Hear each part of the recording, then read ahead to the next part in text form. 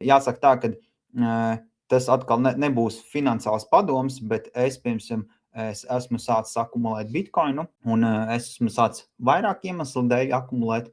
Viens iemesls tas, ka priekš manīm 60,000 zona ir labs sākums, lai sāktu akumulēt. Ja bitkoins nokritīs arī uz 50 vai kaut uz 40, es taisu DCA metodi izmantoju, un kāpēc viens ir tas, ka tad tā zona man pašam patīk arī pēc čārtiem.